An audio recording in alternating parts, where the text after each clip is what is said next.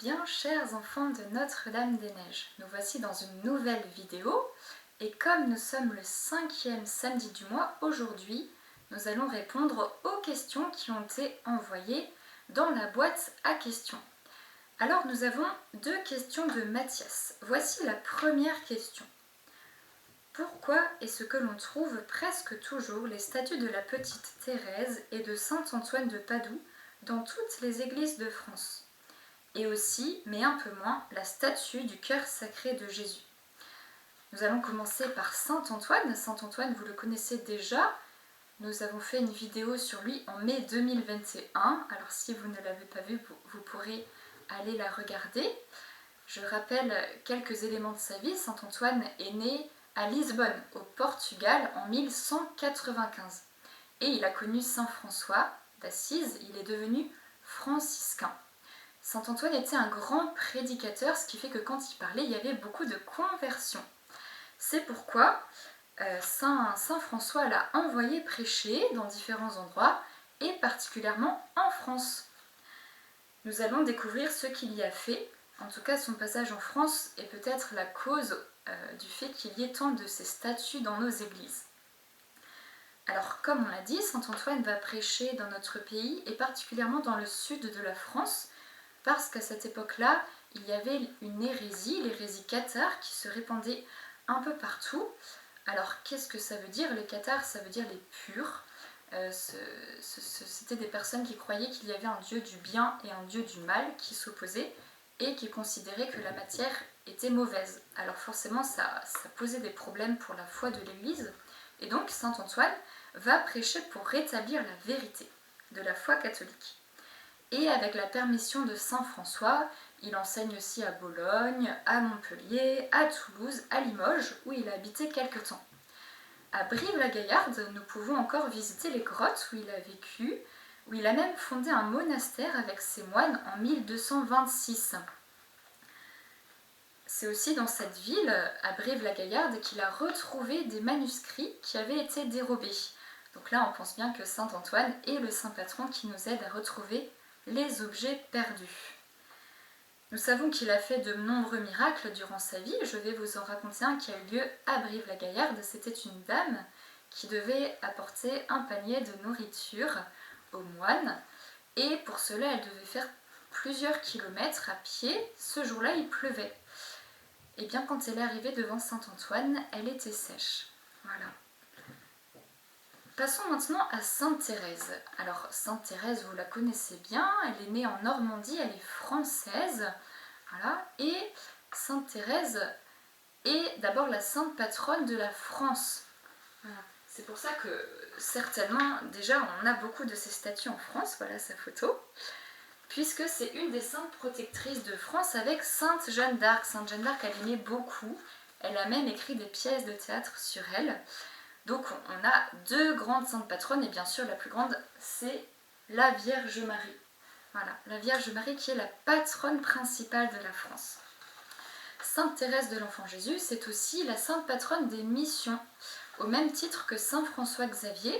C'est très beau parce qu'elle est restée toute sa vie cloîtrée, enfin en tout cas à partir du moment où elle est rentrée au Carmel, quand elle avait 15 ans, voilà, elle est devenue carmélite.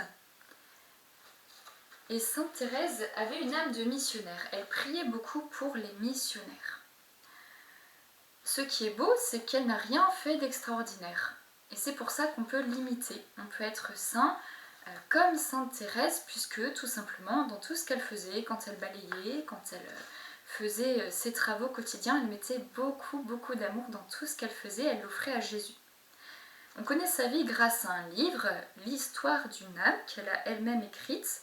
Et après sa mort, beaucoup de personnes l'ont lue, ce qui fait qu'elle est très connue, très aimée et très priée. Et particulièrement pendant la Première Guerre mondiale, qui a commencé 17 ans après sa mort, beaucoup de soldats la priaient dans les tranchées et ont obtenu beaucoup de grâce à son intercession. Si bien que pendant la guerre, le Carmel de Lisieux a reçu plus de 2000 lettres de soldats et beaucoup sont aussi allés prier sur sa tombe. Lisieux est considérée comme étant la seconde ville de pèlerinage en France, après Lourdes, bien sûr, qui reçoit 1 million de visiteurs chaque année. tous ces éléments peuvent expliquer pourquoi il y a une statue de Sainte Thérèse dans beaucoup de nos églises, puisque c'est la patronne de notre pays, la patronne des missions, et qu'elle est connue universellement. Elle est même docteur de l'Église. Et enfin, le Sacré-Cœur. Alors le Sacré-Cœur, on a une très belle histoire du Sacré-Cœur en France. Vous connaissez sans doute les apparitions de Jésus à Paray-le-Monial, à une religieuse visitandine, Sainte Marguerite Marie Alacoque. Le Sacré-Cœur de Jésus lui a fait comprendre qu'il aimait beaucoup, beaucoup la France. Il lui a montré son cœur, comme vous le voyez sur la statue. Voilà. Et il avait demandé à Sainte Marguerite Marie que la France soit consacrée à son Sacré-Cœur. Mais le roi n'a pas répondu à cette demande et donc 100 ans plus tard, il y a eu la Révolution française et il y a des catholiques qui se sont levés pour défendre leur foi et qui sur leur cœur portaient une image du cœur de Jésus. Il y a aussi beaucoup de communautés religieuses françaises qui ont été dédiées au cœur de Jésus, les Picputiens, les sœurs de Sainte-Madeleine Sophie Bara et la Société des prêtres du Sacré-Cœur fondée par Saint Michel Garicoïtz. Il y en a bien sûr d'autres. En 1856 a été instituée la fête du Sacré-Cœur qui avait été demandée à Paray-le-Monial et c'est en 1875 que commence la construction de la célèbre basilique du Sacré-Cœur à Montmartre, dans la ville de Paris. Nous ne devons pas oublier que la première ville en France et même dans le monde à avoir été consacrée au Sacré-Cœur est la ville de Marseille. Donc on voit bien l'amour du Sacré-Cœur pour notre pays. Il est donc normal que sa statue soit présente dans beaucoup de nos églises. On va maintenant répondre à la deuxième question. On dit que les vertus théologales, foi, espérance et charité, ont comme origine et comme finalité Dieu.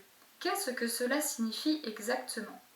En quoi est-ce différent des autres vertus cardinales et humaines?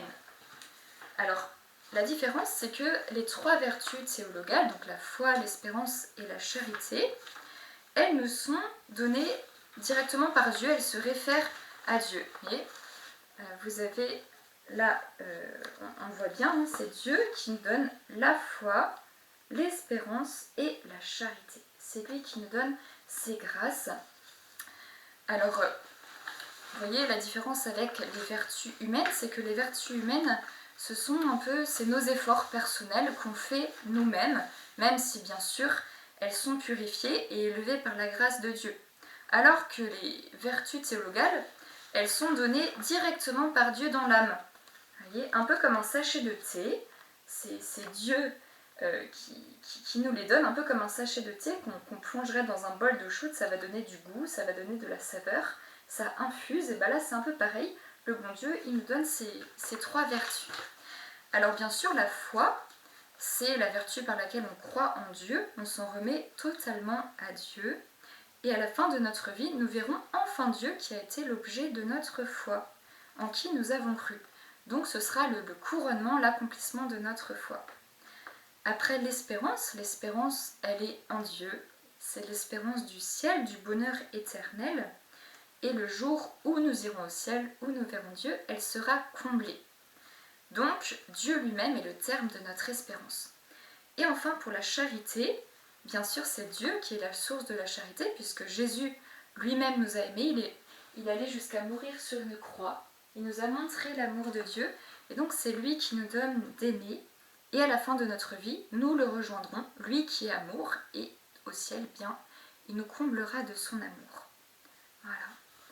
Alors on va se tourner ensemble vers le Sacré-Cœur de Jésus, vers la Sainte Vierge. On remercie le cœur de Jésus pour toutes les grâces qu'il a faites à notre pays. On remercie aussi la Sainte Vierge qui veille sur nous. Nous leur confions toutes nos intentions et nous leur demandons de nous aider à grandir en vertu. Au nom du Père et du Fils et du Saint-Esprit. Amen. Je vous salue Marie, pleine de grâce. Le Seigneur est avec vous. Vous êtes bénie entre toutes les femmes, et Jésus, le fruit de vos entrailles, est béni. Sainte Marie, Mère de Dieu, priez pour nous pauvres pécheurs, maintenant et à l'heure de notre mort. Amen. Cœur sacré de Jésus, j'ai confiance en vous. Notre-Dame des Neiges, priez pour nous. Au nom du Père, et du Fils, et du Saint-Esprit. Amen. Alors n'hésitez pas maintenant, si vous avez des questions que vous voulez poser, vous pouvez les envoyer dans la boîte à questions et nous pourrons y répondre dans une prochaine vidéo.